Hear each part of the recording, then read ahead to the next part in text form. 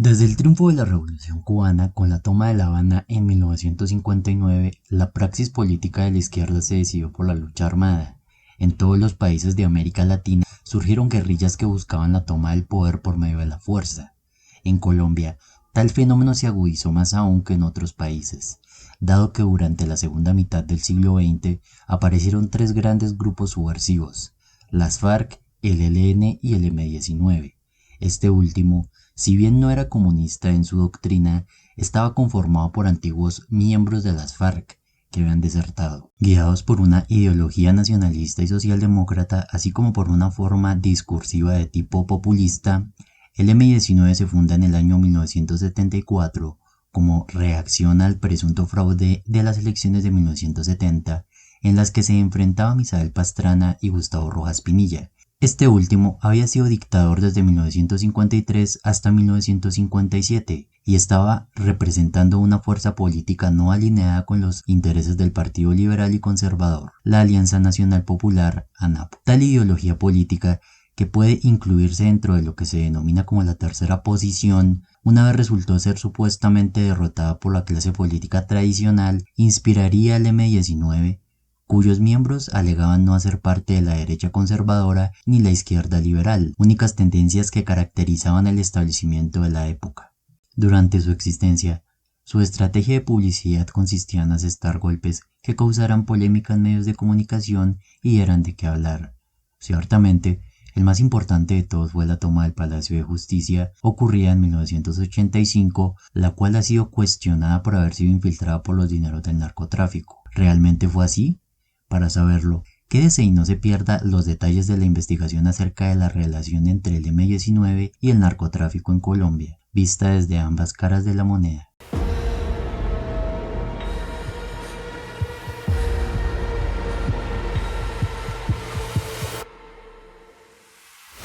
Uno, las circunstancias que giraron en torno a la ideación de la toma del Palacio de Justicia.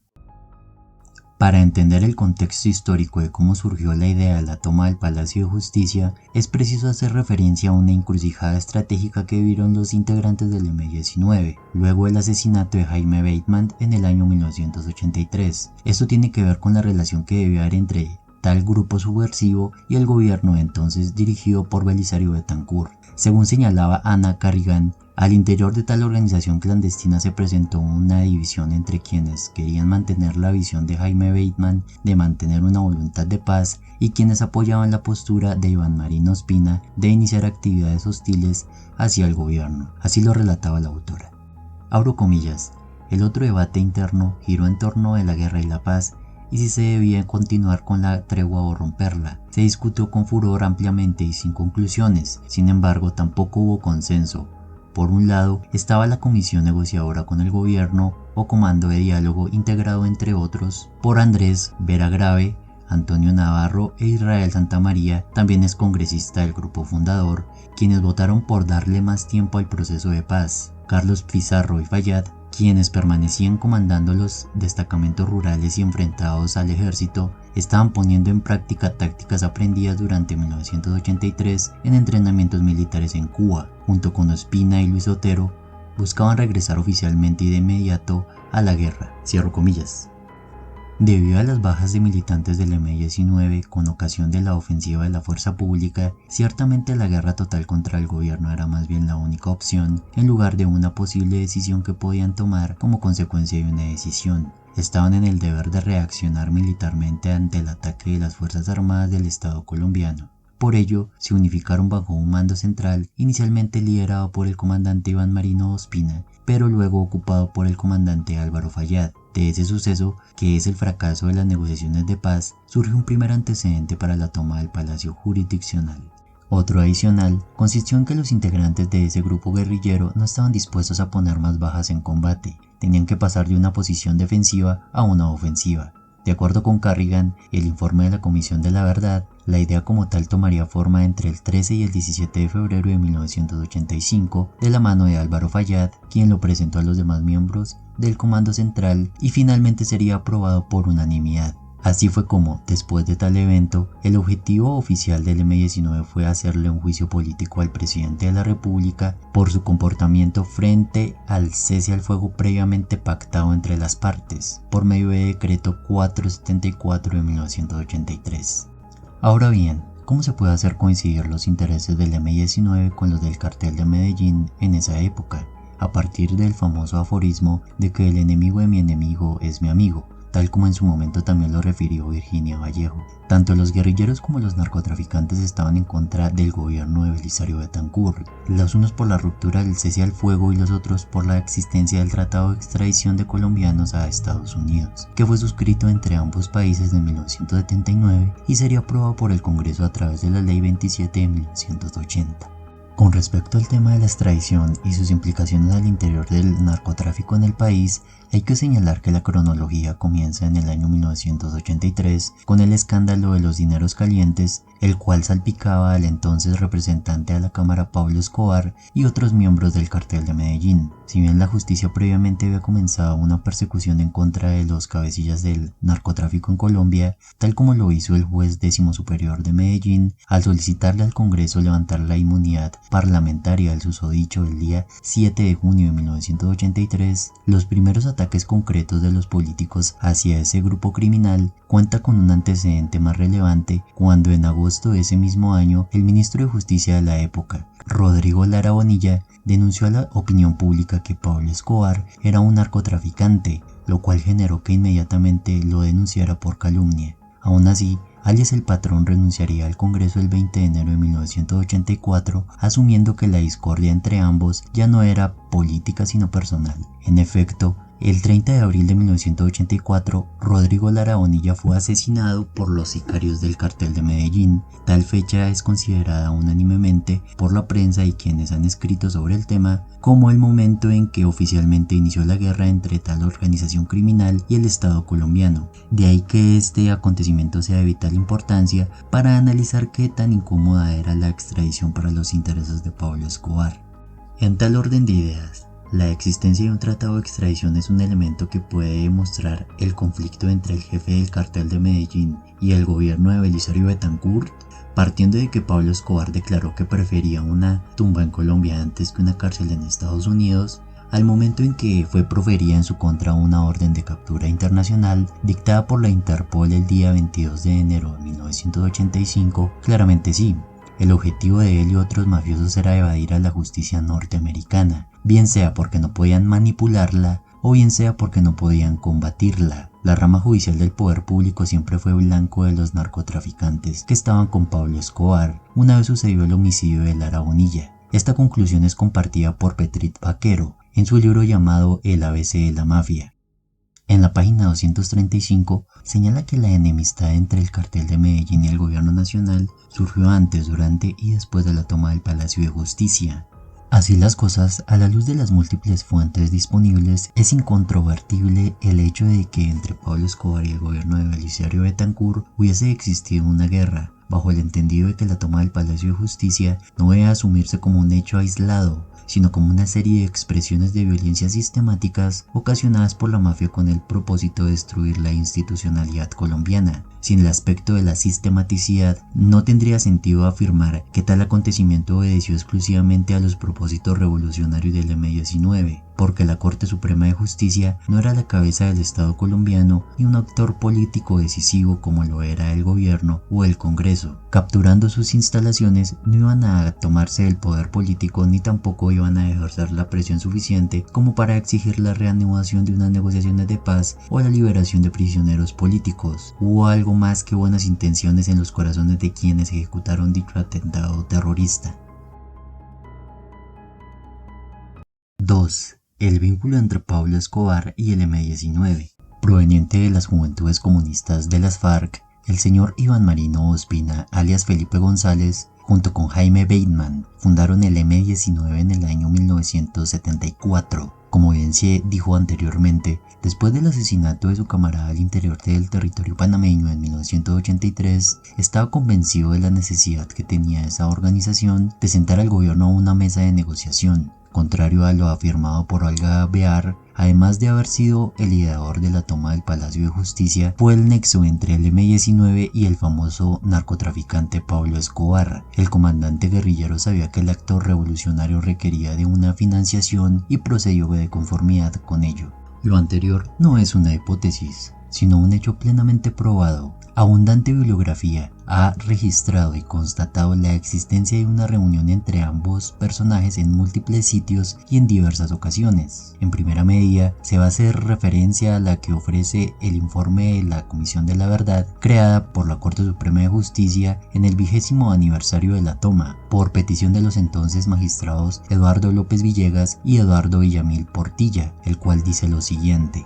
Abro comillas, entre 1984 y 1985, miembros de la dirección del M-19 se reunieron en Medellín con Pablo Escobar, recibieron dineros de ese cartel y realizaron acciones criminales conjuntas, actitud que no fue compartida por otros integrantes del grupo subversivo, cierro comillas. Desde un inicio se plantea la realidad de la lucha armada vivida por el M-19, y es que no consiste precisamente en buenas intenciones. Tenían que conseguir fuentes de financiación para llevar a cabo su plan revolucionario. Ahora bien, tal serie de reuniones entre integrantes de ambas organizaciones criminales, ¿qué relación tiene con el comandante Iván Marino Ospina? Veamos cómo sigue el relato de la comisión. Abro comillas. Iván Marino Ospina, antes y después de su expulsión como jefe máximo del M-19, sostuvo hasta su muerte, ocurría en agosto de 1985, estrecha amistad y unidad de acción con Pablo Escobar, y era el único autorizado por el movimiento subversivo para conversar con él. Como comandante del M-19, Ospina coincidió con miembros del cartel de Medellín en afirmar que por cada colombiano extraditado sería asesinado un ciudadano estadounidense en Colombia. En las declaraciones rendidas por Oti Patiño y Rosenberg Pavón a la Comisión de la Verdad se escucha: Oti Patiño, nunca tuvimos una relación de sometimiento con ninguno de estos grupos, pero sí hubo relación, por supuesto, de conveniencia, de facilitar cosas, de transporte de cosas, de personas también, pero nunca digamos decir que nosotros íbamos a hacer algo en función de un interés de ellos. Creo que uno de los temas que más se especulan es el de la extradición, pero el tema de la extradición yo creo que más que una cosa es una coincidencia. Yo no tuve, digamos, una directa relación con el mundo del narcotráfico, pero hubo unos compañeros que sí la tuvieron. La versión que yo tengo de ello es básicamente para conseguir armas, a veces para trasladarnos en aviones de ellos, de los narcos. Rosenberg Pavón. La única persona autorizada para hablar con Pablo Escobar era Iván Marino Ospina, era la única persona. Yo podía hablar con él, pero no a nombre de la dirección porque había una persona. ¿Por qué se colocó a Iván? Porque Iván, con su carácter, por su forma, él era querido entre todos los bandidos, no solamente los narcos. Los jaladores de carros de Pereira le tenían respeto a él como guerrero. A mediados de 1985 vuelven a reunirse miembros del M-19 con Pablo Escobar, y al suceder Álvaro Fallada Ospina en la dirección del M-19, continuaron las actuaciones conjuntas de ambas organizaciones delictivas. Cierro comillas. A partir de las declaraciones de los mencionados testigos, quienes fueron compañeros de armas del comandante Iván Marino Ospina, se puede constatar que existe un indicio inicial sobre las circunstancias de tiempo, modo y lugar que giraron en torno a la coautoría del alto mando guerrillero del M-19 y Pablo Escobar en el atentado terrorista. Sin embargo, no son los únicos medios idóneos para demostrar esa serie de reuniones entre el subversivo y el mafioso. Acerca de la participación del comandante Ospina en la ejecución de la toma del Palacio de Justicia, concebida desde el 13 de febrero de 1985 hasta la fecha de su deceso, el día 28 de agosto de 1985, se cuenta con el relato que hizo Virginia Vallejo, en el cual se adujo que entre ambos hubo una estrecha amistad y una reunión en Medellín poco antes del asesinato del guerrillero, a mediados de agosto del año 1985 para ser más preciso. Así se describía la relación de los dos. Abro comillas, quería que conocieras a los dos de los fundadores y jefes máximos del M-19. Son grandes amigos míos desde hace rato, pero no podía decírtelo hasta estar completamente seguro de ti. Tras el secuestro de Marta Nieves Ochoa, acordamos con ellos un pacto de no agresión. Álvaro Fallada acaba de irse, porque me pareció que le preocupaba encontrarse contigo. Pero Iván Marino Ospina, el más duro de los comandantes, está dentro. Él no reaccionó al oír tu nombre porque lleva años en la selva y no ve televisión.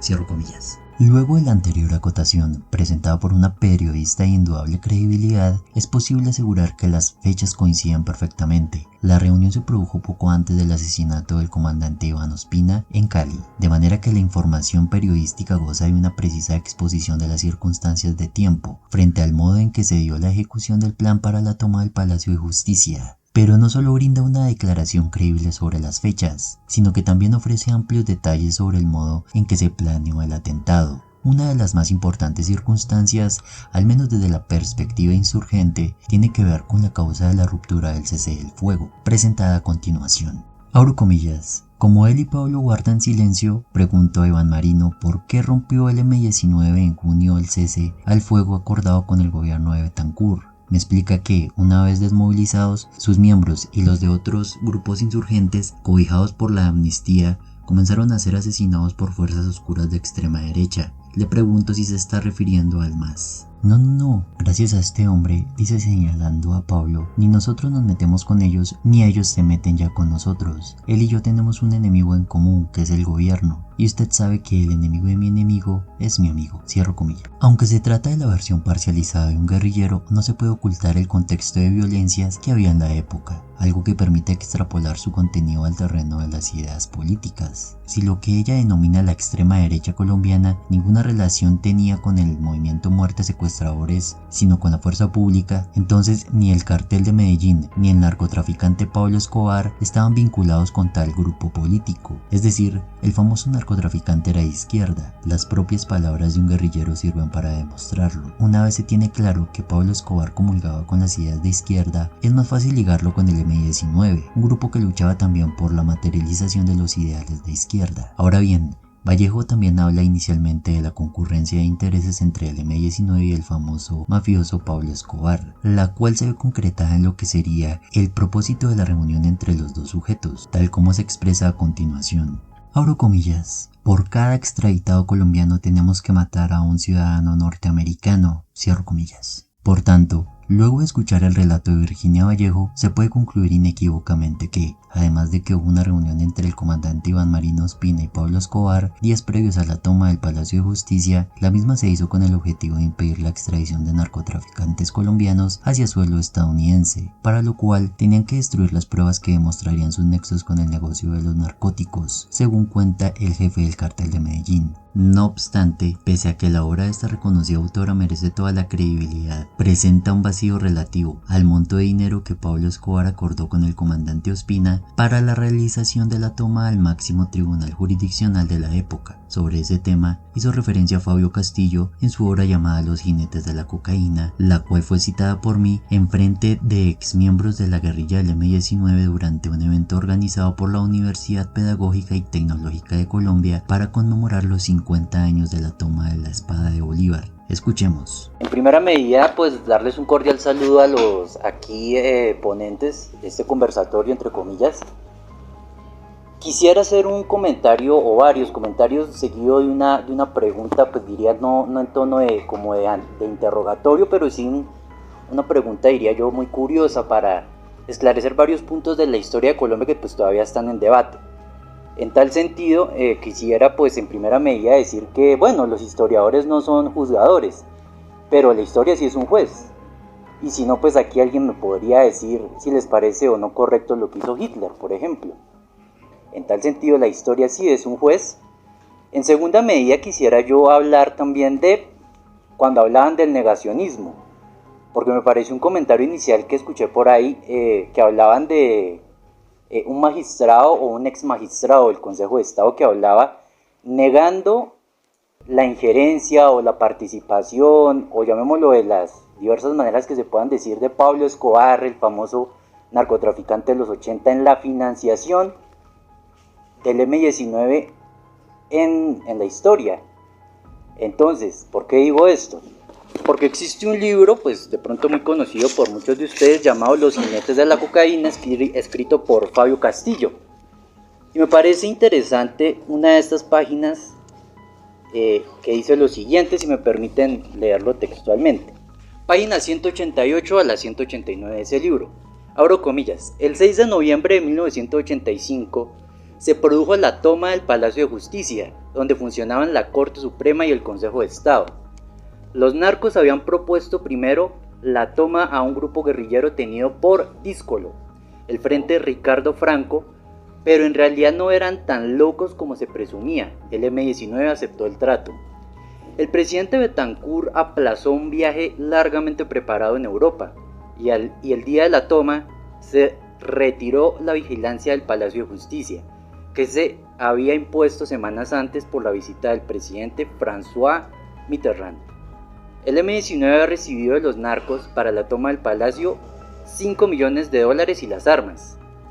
Era evidente que los guerrilleros buscaban ante todo llegar al cuarto piso del palacio, donde se encontraban las oficinas de los magistrados de la Sala Constitucional y la Sala de Casación Penal de la Corte, las dos encargadas de conocer de las extradiciones, comentaría luego un magistrado sobreviviente de la Sala Laboral que funcionaba en el tercer piso. Un testimonio similar rindió el ex consejero Enrique Lou Murtra cuando fue designado en 1987 como ministro de Justicia.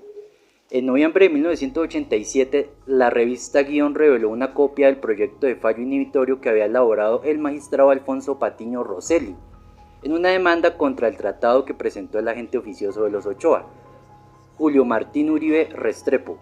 Ese proyecto, que recogía el nuevo criterio de la Corte, se debía empezar a estudiar en la Sala Constitucional el 6 de noviembre de 1985, el día y la hora de la toma. Cierro comillas. Entonces, en tal sentido, quisiera yo tener presente para todos ustedes, digamos mínimo 3 aspectos sobre lo que acabamos de leer, si ustedes están poniendo cuidado. La primera es que pues me parece una falacia de autoridad venir aquí a decir que es que porque lo hizo un magistrado, un ex magistrado del Consejo de Estado, entonces tenemos que hacer caso y darle veracidad automáticamente a sus declaraciones. ¿Y por qué digo lo que digo? Porque precisamente en estos días que estaba leyendo el libro, el único libro, si no estoy mal, que ha sacado Antonio Navarro, en el que él decía que el M-19, y en eso se parece mucho a las FARC, era una organización guerrillera de tipo jerarquizada. ¿Qué quiere decir? Que hay una línea de mando totalmente rigurosa entre sus miembros. Y él lo explica de la siguiente manera: cuando él fue víctima de esa bomba que le dañó su cuerpo, pues no voy a entrar en detalles, ustedes lo saben, él ni siquiera se enteró de la toma del Palacio de Justicia, él estaba en el exterior. Entonces él explicaba ese hecho y decía es que la línea de mando en el M-19 era muy rigurosa porque no todos sus integrantes sabían lo que se estaba planeando.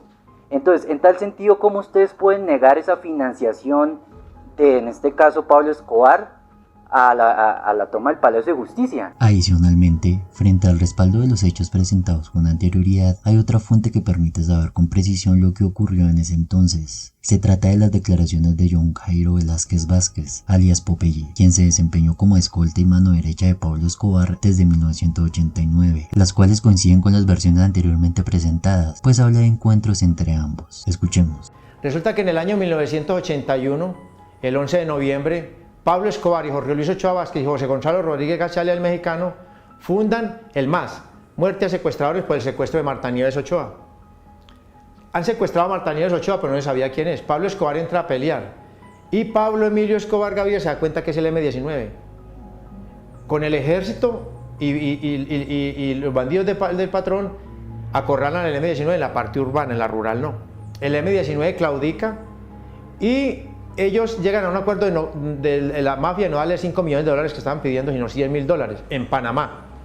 En Panamá se dan los $100.000 y la señora es liberada aquí en Colombia. A raíz de esto, Pablo Escobar Gaviria se hace muy amigo de Iván Marino Espina, que era el jefe militar del M-19. Y crea un vínculo muy poderoso con el M-19. Y entonces ya Pablo Escobar empieza con ellos y empieza a financiarlos y empieza a hablar con ellos. En el año 1984, el 30 de abril, cuando Pablo Escobar mata al ministro Rodrigo Lara Bonilla, se viene una arremetida brutal de las autoridades y Pablo Escobar tiene que salir del país. ¿Quién lleva a Pablo Escobar a Panamá? El M-19. Estando ya Pablo Escobar en Panamá, el general el general Noriega, Manuel Noriega, va a traicionar a Pablo Escobar, porque el general era la rata de Centroamérica. Él trabajaba con Pablo Escobar, con la DEA, con la CIA, con los contras, con los sandinistas, con la guerrilla nicaragüense, con la guerrilla guatemalteca, con todo, es un perro. Entonces el patrón huele, porque el patrón había montado el mismo laboratorio de Tranquilandia, lo había montado en las selvas del Tapón del Darién en Panamá. Y el patrón ve que el laboratorio lo decomisan y está el presidente del país cuidándolo y el patrón se marea y coge un avión. Entonces el patrón sale de ahí y va a Nicaragua. ¿Quién lleva a Pablo Emilio Escobar a Nicaragua? El M-19. Allí lo presenta con los sandinistas, con el presidente de hoy en día, Daniel Ortega, que en esa época pues, no era el presidente, estaban en la pelea. Allí conoce los sandinistas. Y Pablo Escobar empieza a financiar a los sandinistas. Ahí es donde sale el vuelo famoso de una droga que va a los Estados Unidos con el piloto Barry Seal. Pablo Escobar, al hacer la amistad con el M-19 le comenta que ellos se van a tomar el Palacio de Justicia. El patrón le dice, no se tomen el Palacio de Justicia porque el presidente Belisario Betancur Cuartas no va a pelear por la justicia. A un presidente le estorba la justicia.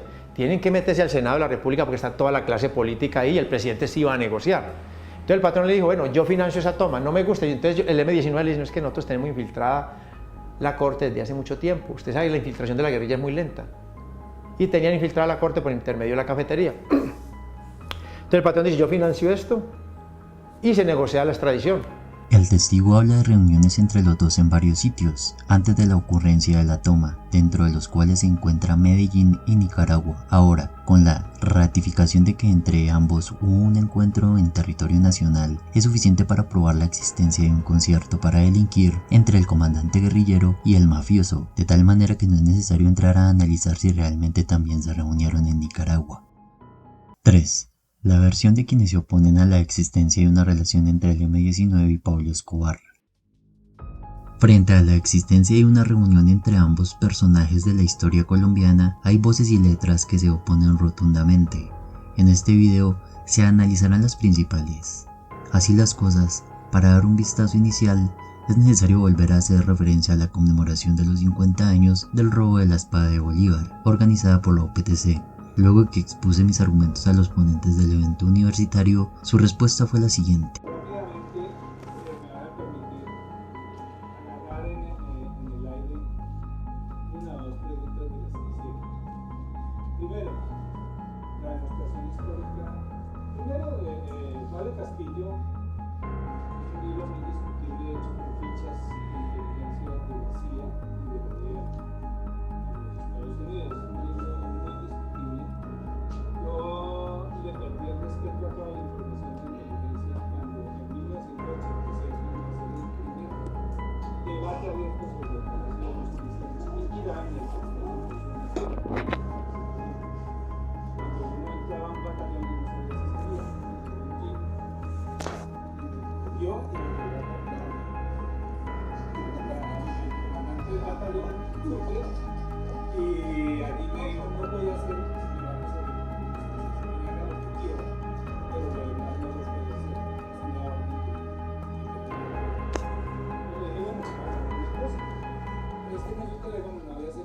yo le aviso al procurador por el señor veces que usted me entró acá para ver dónde aterrizaba se abren para el justicia. Y además de eso, pues quería avisarle entonces a todos los invitados, a los de Perú, a los de Argentina, a mi Peco que viene de Francia, a Gonzalo Sánchez que viene de Nueva York, y avisarles que no hay simposio porque usted lo prohibió. Yo no, si no le puedo decir lo que quiero. Dije, pues es que usted me la plantea así, si no hay ese simposio yo cancelo con el simposio. Si no hay el debate, y en la toma del Palacio de Justicia ¿en qué mes estábamos? Estábamos en el 86 de junio, es decir, no ha pasado ni un año, y el ejército dijo, no se habla del Palacio de Justicia. Entonces, nosotros con los profesores de Chiquitía de la UPTC dimos el primer debate público con el procurador, mire, no está, Eduardo Maña Mendoza, de las víctimas, del abogado de las víctimas. Yo creo que no tuvo que ver algo que no quiere. Luego estaba en la mesa Gustavo Gallón. Hoy está desde el aniversario. Bueno, hoy, exactamente. Estaba en la mesa, ahí tengo fotografías, estaba Gustavo Gallón, estaba el papá de los señores del señor Rodríguez de la cafetería, que era el presidente de la Asociación de Víctimas de la Justicia. Y estaban otras personas que hablaron aquí, estaba Emilio Pescador dijeron que tenía una fundación para estudiar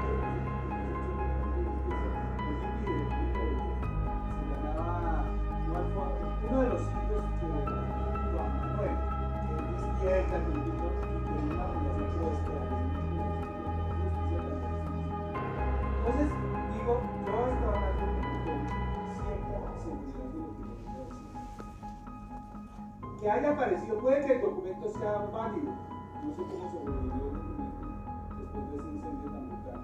Recuerdo que acaba de aparecer un documento que está Juana María, que pidió al Departamento de Estado, que dice que las bombas incendiarias y las bombas para atacar el Palacio de Justicia llegaron después de la toma y ellos tenían ya la fecha, pero el primer día llegaron a Catán y de ahí llevaron directamente al Palacio de Justicia y fue la fecha. Segundo, que haya un documento del magistrado que dice que ese día empezaban a discutir la ponencia de la. No hay una conexión causal, es que hay una cosa que la ilusión causal en la historia es muy peligrosa. Los veanos, por lo tanto, en la historia no se da, hay contextos distintivos, pero la causalidad es un peligro para los historiadores muy grande. Yo insisto mucho con eso. Hacer una línea del tiempo no implica ninguna causalidad. Que haya ese documento y que empezaba el debate ese día puede ser una causalidad. Yo no defiendo al M19 porque no tengo ningún interés en que acciones. Lo único que digo es que tengo acciones con la verdad. Y en la primera comisión del Palacio de Justicia de los magistrados, varios magistrados mienten descaradamente porque estaban magistrados. Y tienen razón, el principio de autoridad que un magistrado diga algo no produce respeto. Porque en la primera comisión hay varias mentiras y Pero es que esa no es la única fuente. Está Popeye también, lo dice también Popeye, y él fue amigo, la mano derecha de Pablo Escobar. No es la única fuente. Pero si es una fuente directa. ¿Y por qué le creen entonces a Mancuso cuando él habla de que la paz total y eso? Porque, o sea, discriminan entre un conocimiento y el otro. Entonces, si no nos conviene a esta fuente, entonces no le damos credibilidad. Y a las otras fuentes sí no le damos credibilidad según nuestros intereses. No, pues es que estamos en un conversatorio. ¿Por qué no le creo a Popeye? Primero, Ledes, que sí es de la cúpula del cartel de Medellín, dice, estoy seguro que no. Y si Mercedes no le cree, pues es una cosa respetable. Pero otra cosa es que no sea cierto. ¿Quién era? Popeye ¿en qué época es Popeye? ¿De cuál Popeye me hablas? De la mano derecha de Pablo Escobar. Popeye el sicario, que era un sicario, asciende muy rápidamente en la era de la catedral. No es que la había pasado. Y en la era de la catedral, Popeye es un personaje que hace un prestigio a partir de historias contadas en la comunidad, que muchas se han comprobado que son mentiras. Te voy a presentar algún día los escritos de la Vuelta de los Nuevos Actuales de esta realidad, donde demuestra una todas las intenciones. Entonces yo no soy el que... Pero eso sería una falacia de autoridad, ¿no? La Vuelta de los Nuevos Actuales documento con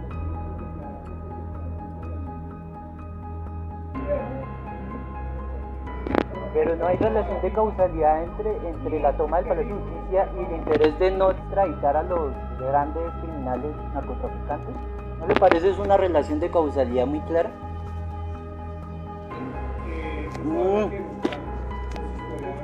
Está demostrado, está en la carta política. La tuvieron que modificar en el 97 para poner la extradición. Acerca de las intervenciones de los ponentes, las cuales infructuosamente quisieron ser ocultadas por parte de los funcionarios administrativos de la universidad, hay que enfatizar en tres aspectos: el cuestionamiento de la fuente bibliográfica por mí citada, el rechazo a la credibilidad de John Jairo Velázquez Vázquez, alias Popeye, y la fuente que cita para intentar desacreditarlo.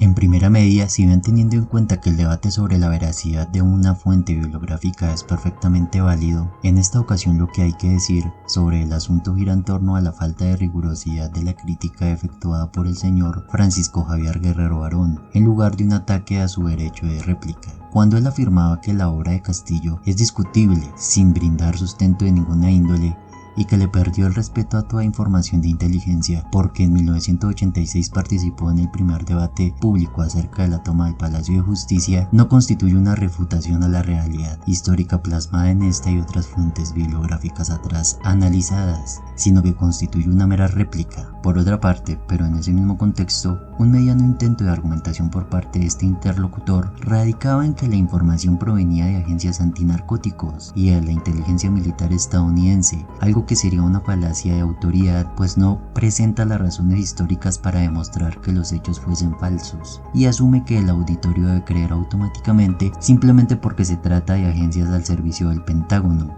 En consecuencia, ninguna credibilidad merece la intervención del licenciado en tal aspecto. En segunda medida, una vez interrumpí su intervención para mencionar el rol de John Jairo Velázquez Vázquez, el señor Guerrero Barón inmediatamente lo descalificó por dos razones. La primera por su prontuario criminal y la segunda porque su llegada al cartel de Medellín fue posterior a la ocurrencia del hecho terrorista que es objeto de nuestra atención. Así pues, basándose en sus afirmaciones, es preciso aclarar que el pasado criminal de Popeye no puede ser considerado en sí mismo un impedimento para llegar a la verdad de lo sucedido, amén de que bajo esa misma lógica habría que quitarle validez a las declaraciones de Carlos Leder más adelante abordadas, en las que se afirma que los integrantes del M-19 no fueron financiados por el cartel de Medellín para ejecutar la toma, debido a que se trata de las declaraciones de un criminal. Frente a la posibilidad de que hubiese podido obtener información sobre dicho evento, el hecho de que su incorporación a tal organización de delincuentes hubiese sido tiempo después del 6 de noviembre de 1986 no implica desvirtuar sus testificaciones, tomando en cuenta que pudo haber escuchado los acontecimientos de boca del mismo Pablo Escobar.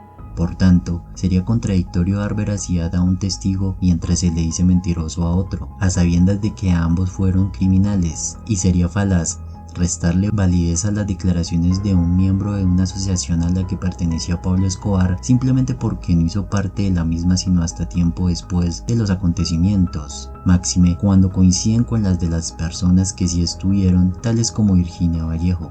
Ahora bien, en tercera medida en relación con lo anterior, cuando el licenciado Guerrero Barón cita al historiador Adolfo Ateortúa, presuntamente para validar un argumento a su favor, arroja datos falsos. Esta figura académica, si bien ha publicado piezas bibliográficas sobre la toma del Palacio de Justicia, concretamente una llamada Palacio de Justicia, Historia y Militarismo, que fue presentada como ponencia para el Sexto Congreso Nacional de Historia, en ninguna parte se refiere a la versión de alias Popeye sobre tal asunto, de manera que no cumplió con la carga de supuestamente desmentir lo que no correspondía con la verdad de sus aseveraciones. Por otra parte, desde una perspectiva un poco más rigurosa, Freddy Alejandro Cabezas Guerrero, en su momento, también efectuó cuestionamientos a la versión de una posible financiación de Pablo Escobar en la toma del Palacio de Justicia, por medio de su libro titulado Miércoles de Ceniza y la expiación de todas las culpas, la toma del Palacio de Justicia desde sus entrañas. De hecho, dedica varias líneas al particular, intentando refutar la tesis de la infiltración narcotraficante al mando revolucionario que planeó tal acto terrorista. Su intervención se resume en 6 párrafos que buscan falsearla, los cuales serán objeto de análisis minucioso. El primero dice lo siguiente. Abro comillas, hacia el año 2001 el gobierno de Andrés Pastrana Arango nombró una comisión especial encargada de investigar los hechos del Palacio de Justicia. Dicha instancia calificaría como evidentes los nexos entre el M-19 y el cartel de Medellín. La justificación se basa en el relato de John Jairo Velázquez Vázquez, alias Popeye, lugarteniente y jefe de sicarios de Pablo Escobar, jefe del cartel de Medellín, quien en su libro El verdadero Pablo dice recordar perfectamente el día en que Pablo Escobar le ofrecía al M-19 $1 millón por la toma. El testimonio fue rápidamente controvertido por el hermano del capo, quien aseguró al diario de circulación nacional El Espectador que Popeye entró a formar parte de la organización solo hasta 1989, por lo que no podía conocer la mencionada reunión. Cierro comillas. Con respecto a las elucubraciones expuestas, y como debidamente se citó en líneas precedentes, es falso que la Comisión de la Verdad se haya basado en las declaraciones de Velázquez Vázquez, en tanto que está haciendo ver que fue la única persona que testificó sobre el suceso, cuando realmente fueron nutridas también por los testimonios de exintegrantes del mismo M-19, tales como Rosenberg Pavón y Oti Patiño, quienes coinciden con la versión del sicario acerca del encuentro entre el comandante Ospina y el famoso capo del cartel de Medellín días antes de la ejecución de la toma del Palacio de Justicia. Ahora, frente a la credibilidad de la versión de alias Popeye, hay que aclarar que la veracidad de un testigo no se ataca únicamente diciendo que no estuvo presente al momento de ocurrir los hechos, pues el contenido de las declaraciones de Velázquez Vázquez pudo ser comunicado por el jefe del cartel de Medellín. Una vez entendido lo anterior, en aras de cuestionar eficazmente el texto presentado, es prudente darle a este fenómeno una calificación más técnica, la cual corresponde con el de un testigo indirecto o de oídas, instituido en todas las legislaciones democráticas, según Cristian Parada González, para servir de prueba cuando las fuentes directas no estén disponibles. De modo que sus declaraciones son válidas ante la ausencia del comandante Ospina y Pablo Escobar, en tanto que ya murieron. Finalmente, cita las palabras que presuntamente aparecen en un libro por él publicado, llamado El verdadero Pablo. Sin embargo, además de que no señala en qué página encontró tal cosa, el libro no fue escrito por John Jairo Velázquez Vázquez, ni tampoco los derechos de autor están bajo su titularidad,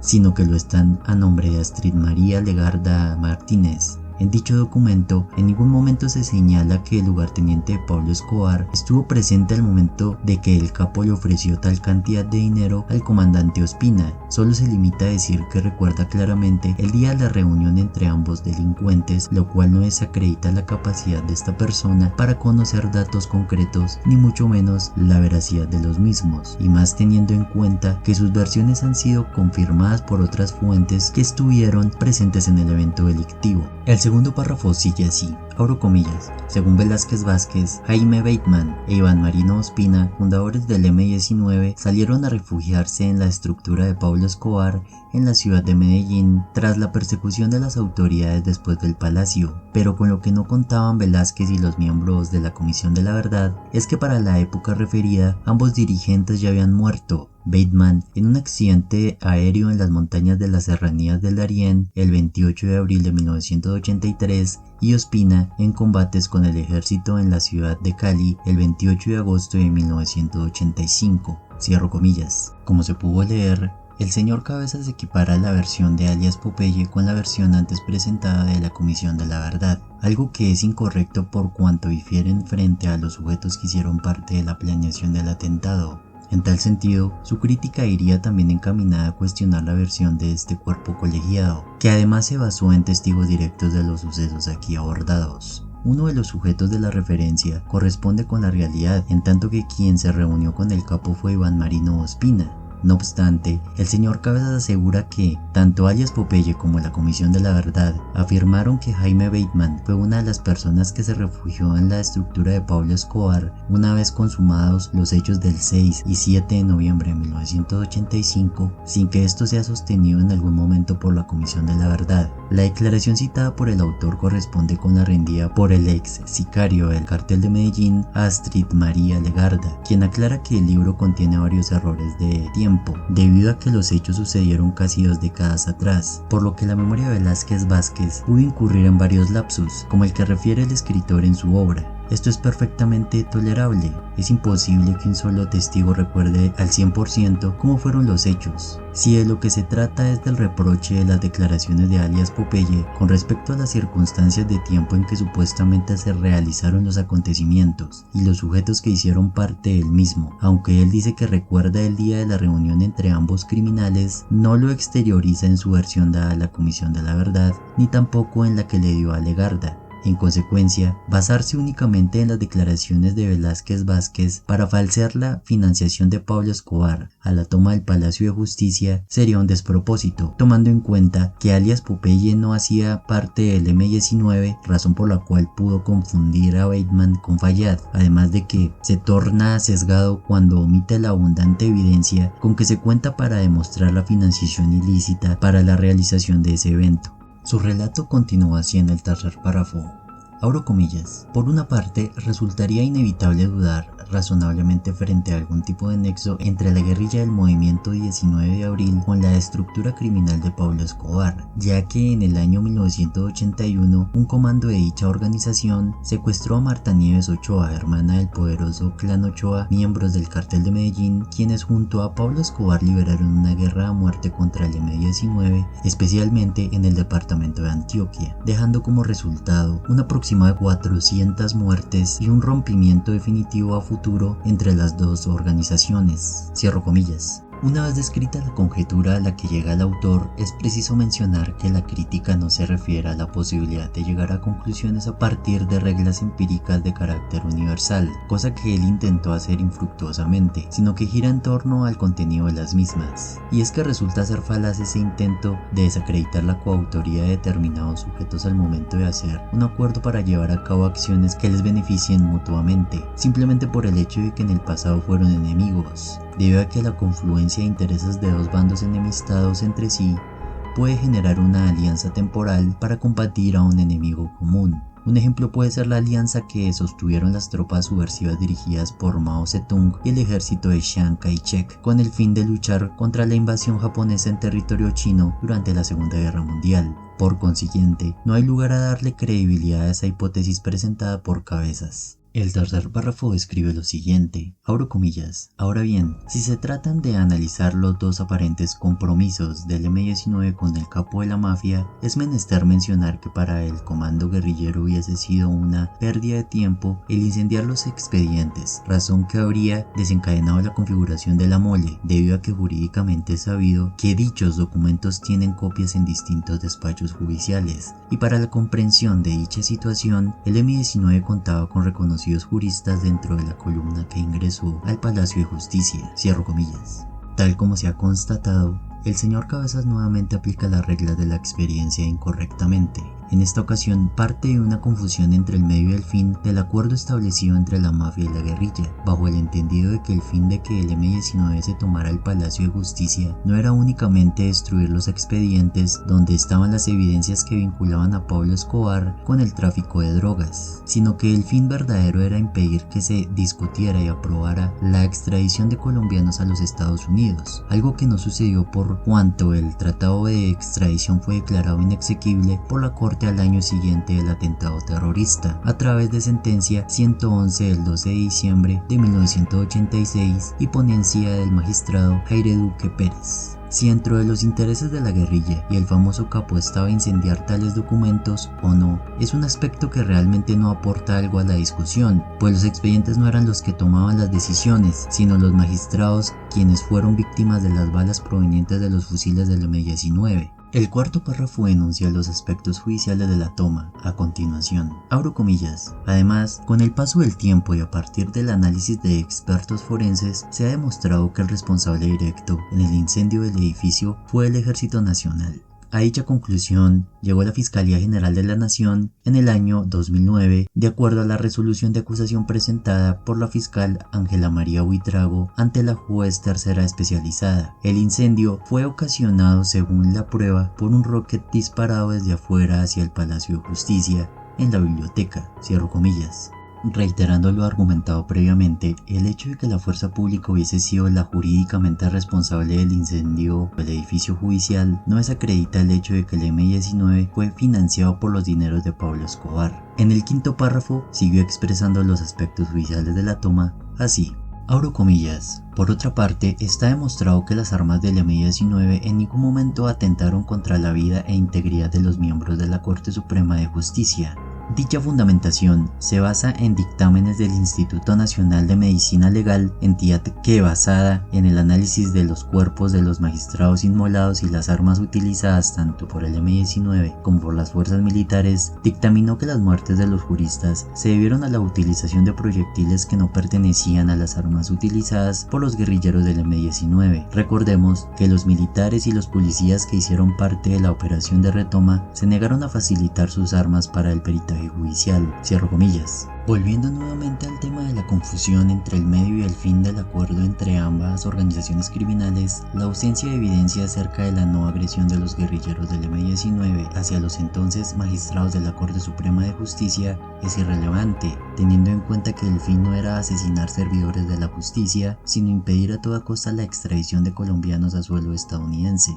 Paralelamente, el autor se basa en el trabajo de la Fiscalía para asegurar que los guerrilleros del M-19 no atentaron contra la vida de los magistrados de la Corte Suprema de Justicia. Sin embargo, esto destaca la Sala de Casación Penal de dicha corporación en sentencia del 16 de diciembre de 2015, con radicado 38957 y ponencia del magistrado Luis Guillermo Salazar Otero, por medio de la cual se absolvió de toda responsabilidad penal al teniente Alfonso Plazas Vega por los acontecimientos surgidos con ocasión de la retoma del Palacio de Justicia. Abro comillas. El 6 de noviembre de 1985, después de las 11 de la mañana, un comando del movimiento insurgente M-19 integrado por aproximadamente 30 miembros, al mando de Luis Francisco Otero Cifuentes, en desarrollo de la operación Antonio Nariño por los Derechos del Hombre, ingresó a sangre y fuego por el sótano del Palacio de Justicia con el objeto de tomarse sus instalaciones e iniciar un juicio político al presidente de la República, Belisario Betancur Cuartas, en cuyo desarrollo fueron ultimados varios magistrados de la Corte Suprema de Justicia, así como otros funcionarios y empleados de esta corporación y del Consejo de Estado. Cierro comillas.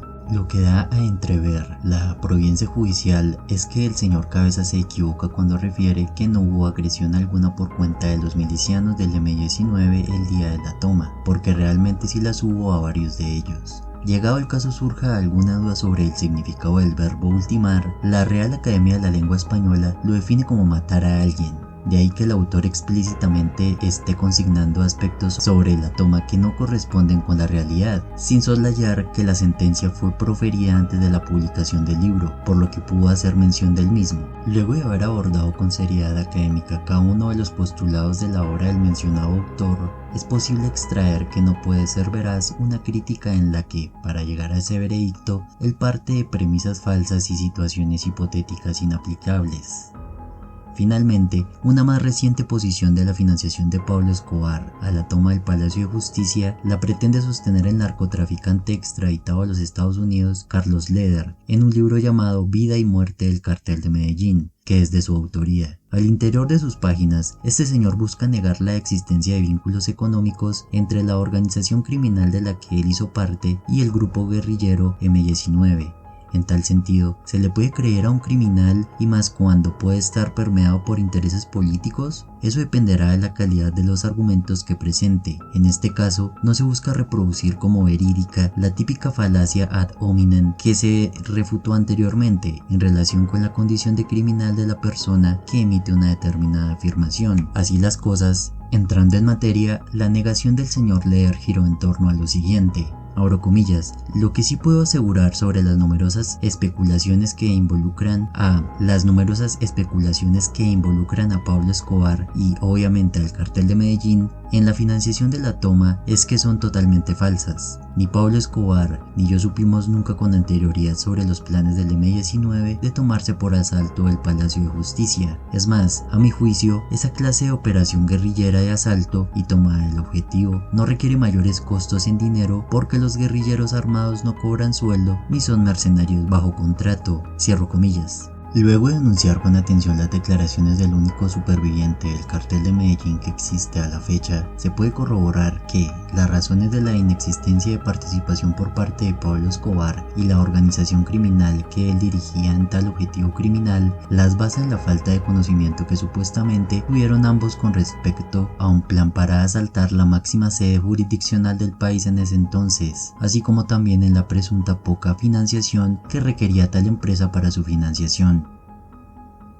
Bajo tal entendido, claramente es imposible que el señor Carlos Leder pueda hablar en nombre de Pablo Escobar, primero que todo porque alias el patrón es el idóneo para decir que supo y que no supo de tal evento, y es bien sabido que murió hace más de 30 años, de tal modo que la declaración del socio criminal de este famoso capo es totalmente insuficiente para refutar todo el acervo probatorio que otras fuentes han demostrado sobre el conocimiento que tuvo Pablo Escobar en la planeación de la toma del 6 y 7 7 de noviembre de 1985. Tampoco es suficiente salir a decir que la planeación de la toma no fue permeada por los dineros del cartel de Medellín, en razón a que su financiación no requería mayor costo. Esto porque su supuesta onerosidad en este caso es simplemente una apreciación subjetiva de él, en tanto que no era costosa para Carlos Leder, un famoso narcotraficante que construyó su fortuna de modo ilegítimo. Empero, para los miembros de una guerrilla como el M-19 que tuvieron que financiarse con el secuestro, tal como es conocido públicamente, a partir de casos como el secuestro de Marta Nieves Ochoa, sí era costosa.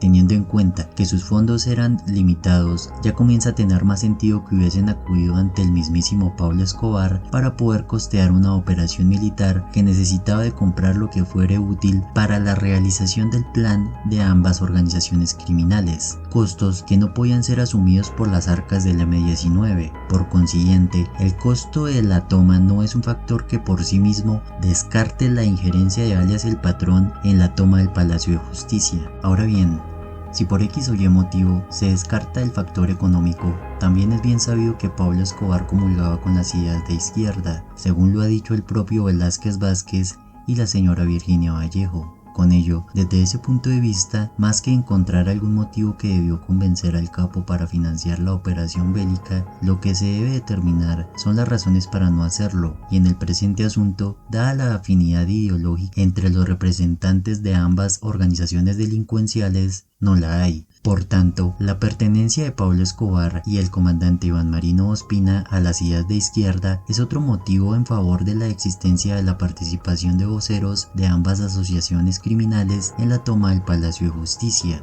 El desconocimiento y, más aún, la negación de lo que acordaban los de arriba que pueden hacer algunos miembros tanto del M-19, como es el caso de Oti Patiño, así como también del cartel de Medellín, como es el caso de Carlos Leder, no contribuye en la búsqueda de la verdad, tomando en cuenta que no estaban al tanto de lo que sucedía por fuera de su percepción. 4. Conclusión. Luego de exponer cada uno de los puntos de vista que hay sobre la existencia de la reunión entre el comandante Iván Marino Ospina y Pablo Escobar, días previos a la ocurrencia de la toma del Palacio de Justicia, es viable concluir que quienes buscaron desacreditar tal acontecimiento no lograron ser coherentes ni rigurosos al momento de hacerlo, razón por la cual su existencia no ha sido efectivamente desvirtuada por las opiniones de un ex narcotraficante del cartel de Medellín, varios ex guerrilleros y unos cuantos activistas políticos de izquierda que absurdamente propugnan por la figura falsa del M-19 como paladín de la democracia, cuando realmente operaron al servicio de los oscuros intereses del narcotraficante más famoso de todos los tiempos, el mismo que fracasó en derrocarla. El sol no se puede tapar con un dedo.